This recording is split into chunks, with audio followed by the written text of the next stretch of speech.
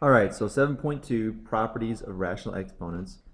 Just like the last chapter, this is going to go fast. If you need time to look at something longer, you just hit that pause button. And if you want to listen to me some more, just rewind and listen to it again.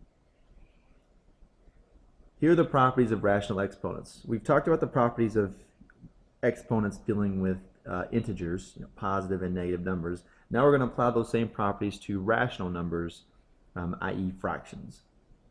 So here they are. If you look, the one thing I want you to keep in mind is that they have to have the same base. For the most part, they have to have the same base. If you're doing the product rule, the power rule, and all those good things, same base, or you can't do it. And then the very end, this didn't include the negative exponent rule, so I had to write that in there. All right, so let's get to some examples. So here we have examples with the product property. Product property says multiply when you have the same base. We have the same base, so we multiply exponents. I'm sorry, we had the same base, so we add exponents. 5/3 plus 1/3 is 3 to the 6/3, which is 3 squared, which equals 9. Next example, I have 11 to the 1/5 times 11 to the 5/3. I have the same base, so I can add exponents. 11 to the 1/5 plus 5/3. This is a little bit different than the first example because we have fractions that don't have the same denominator. So we have to work these out and figure out what this fraction is going to be. I'm going to do that on the side. So 1/5 plus 5/3, I need a common denominator. The common denominator is going to be 15. And I multiply 5 by 3. And I multiply 3 by 5, so 5 times 5 is 25. So my answer is 28 over 15. So 11 to the 28 over 15 power is my final answer there. Next, let's move on to some examples with the quotient property. So the quotient property says I have the same base, so I subtract exponents. And you can do this either way. You can do the top minus the bottom, or the bottom minus the top. What matters is where your answer goes. So if you do top minus bottom, your answer goes in the top, in the numerator. If you do bottom minus top, your answer goes in the bottom.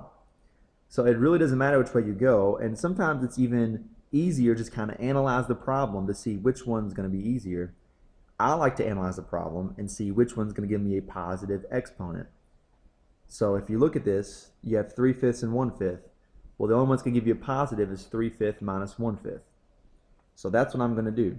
I'm going to do 1 over, because I'm doing bottom minus top, my answer goes in the bottom. So 7, I keep the base, and I do bottom 3/5 minus the top 1/5. So my answer is 1 over 7 to the 2/5 power. Next, again, I have the same base.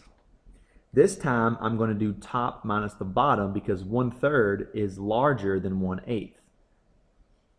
So I'm going to do 13 to the 1/3 minus 1/8. And again, I'm going to find a common denominator. So 1/3 minus 1/8. My common denominator in this case is 24. So 3 times 8 gives me 24. 8 times 1 is 8. 8 times 3 gives me 24. 1 times 3 is 3. So 8 minus 3 is 5. My answer is 5/24. 5/24, it's not 5/25. So my final answer here is 13 raised to the 5/24 power. Moving along, we're looking at the power property. The power property says that you have this exponent that's going to be distributed. So I'm going to distribute this exponent, and I'm going to raise my other exponents to the 6th power, which means I'll multiply. So this becomes 2 to the 1/4 times 6, and that's times 2 to the 1/3 times 6. So this becomes 2 to the 6/4 times 2 to the 6/3. I have the same base, so I can multiply, and when I multiply, I add exponents. This is now the product rule. Well, before that, let's simplify. So this becomes 2 to 3/2 times 2 squared. Don't make this 4, because if you make this 4, you can't multiply these two, because they have to have the same base. So now when I multiply, I get 2 to the 3/2 times 2 squared. Oh, sorry. 2 to the 3/2 plus 2. I'm multiplying, so I add exponents. And these aren't common denominators, so I have to find one. Well, the common denominator is 2. So this becomes 4 over 2. So my final answer is 2 to the 7/2. Again, if this is going too fast, just pause, rewind, and look at it again. Next, I have a little more, I don't want to say complicated, but it's not as easy to see example of the power property. Again, you want to get the bases the same. Here I have 3, and here I have 9. Don't automatically assume you can't do this, because 9 can be rewritten with a base of 3. So I can rewrite this 9 as 3 squared, and that whole thing is raised to the 2/3 power, and that's times 3 to the 2/3. And now I can apply the power property, which says I have an exponent raised to another exponent, power to a power, so I do 2 times 2/3. So this becomes 3 raised to the 4/3 power times 3 to the 2/3 power. Now I have the same base, so I can use the product property, which says multiply by keeping the same base and adding exponents.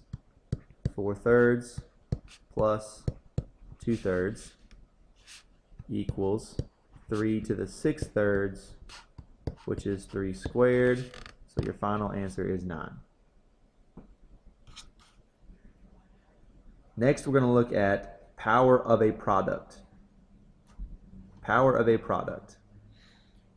And these aren't, this is where you got to kind of use your problem solving skills.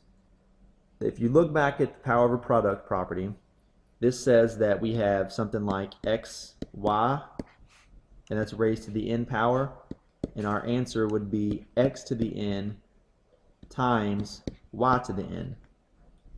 Well, we have this same thing here. We have the same exponent, n, just like we have the same exponent 2/5. So we're going to work backwards. We're going to go from this step, x to the n, y to the n, to this step. So it's almost like we're factoring the exponent. So this becomes 4 times 8, everything raised to the 2/5 power. And if you want to check yourself, you can say, okay, well, if I applied the power rule, I would do 4 to the 2/5 times 8 to the 2/5, which is what we started with. So this is correct. Now I do 4 times 8, which is 32, because it's in parentheses, and that's raised to the 2/5 power. And now I'll apply the properties that we learned in the last chapter. That says if you have a number raised to a fraction or to a rational exponent, you can rewrite it as the 5th root of 32 raised to the 2nd power. The 5th root of 32 is 2, so we have 2 squared, so my answer is 4. And if you don't see where this comes from, this is the a to the m over n equals the nth root of a raised to the n power. So you might want to take a second to look back at that, but that's where that came from. Next, example number 2.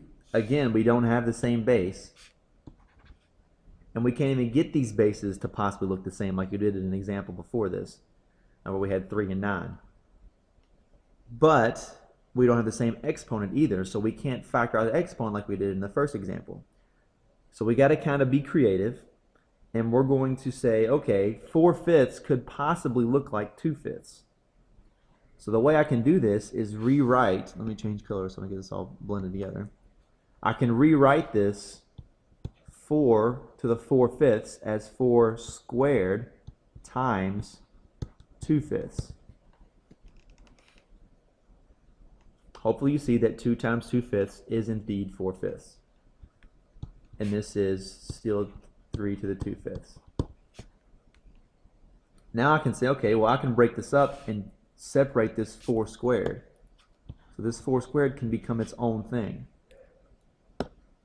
So this could be 16 raised to the 2/5 power times 3 to the 2/5 power. And now I do indeed have two fractions, or two exponents that are the same fraction, 2/5. So I can quote unquote factor that exponent. So this becomes 16 times 3 raised to the 2/5 power. So 16 times 3 is 48 raised to the 2/5 power. And now you try to simplify this. So you go 5th root of 48 raised to the 2nd power. And there's nothing you can do with this. This is in simplest form. There is no 5th root of 48. And there actually isn't a factor of 48 that is a 5th root. So this is as far as we can go. You can leave it in either one of these forms. Either one is correct. Next, we look at examples of power of a quotient property. So here we're going to apply the same properties. We got a fraction that's the same, 2/3 all the way around. So we're going to use a little bit of the power of a product property like the last two examples, and we're going to throw in the quotient property also. So the first thing I'm going to do is factor this exponent up top. So I'm going to pull this 2/3 and make it 6 times 4 raised to the 2/3 over 3 to the 2/3. Well, now the same thing can be done with the quotient property. Here I have some quantity raised to the 2/3 over some quantity, 3, raised to the 2/3. So I can apply the quotient property and make this 6 times 4 over 3, everything raised to the 2/3 power. So the power of a quotient property says that if you have x divided by y to the n, then your answer can be x to the n over y to the n. So here we started with some quantity to the n, this 2/3, and we have another quantity to the n, 2/3. So I'm working backwards. I went from this step to this step. And now I just do what's inside parentheses. So this 6 times 4 is 24. 24 divided by 3 is 8. So I have 8 to the 2/3. And I can rewrite this as the cubed root of 8 squared. The cubed root of 8 is 2 squared, which is 4. So your answer is 4. Let's do another example. Here I have x to the 5/3 times y over x times y to the negative 1/2. So we're going to look at a couple different things here. The first thing we're going to do is the quotient property. So I'm going to do the quotient property with the x's and the quotient property with the y's. Remember that this exponent is a 1. If there is no exponent, it is a 1. So I'm going to rewrite this as x to the 5/3 y to the 2 over 2 over x to the 3 over 3 y to the negative 1/2. And the reason I did this is because I want my x's to have the same denominator and I want my y's to have the same denominator. Because it's to the first power, I can do that. I can make any number over itself equal 1. I chose 2 over 2 for y because I had 1/2, and 3 over 3 for x because I had 5/3. Now I can apply my quotient property. So this becomes x to the 5/3 minus 3 over 3. I'm doing top minus bottom, so my answer is going in the top. And this is y to the 2 over 2 minus a negative 1/2. So this becomes x to the 2/3 y to the 2 plus 1, so 3/2. And that's your final answer.